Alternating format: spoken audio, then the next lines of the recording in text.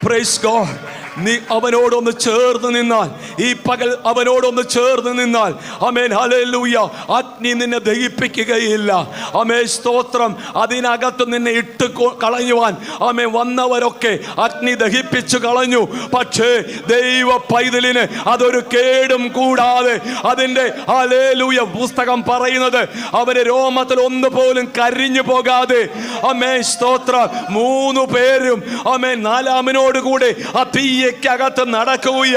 നിനക്ക് വേണ്ടി തീച്ചൂളയുടെ അനുഭവത്ത് അവൻ ജീവനായി അവൻ ഇറങ്ങി വരുന്ന ദൈവമാ.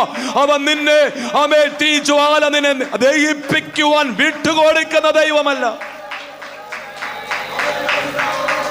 അഗ്നിജ്വാലയ്ക്കൊത്ത പ്രതിസന്ധി ജീവിതത്തെ അഭിമുഖീകരിക്കുമ്പോൾ നീ അവിടെ തളർന്നു പോകാൻ ഇടയാകുകയില്ല. കാരണം നീ അവനോട് ചേർന്ന് നിന്നാൽ, പ്രമാണത്തിന് വേണ്ടി നിന്നാൽ, ദൈവ വചനത്തിന് വേണ്ടി നിന്നാൽ,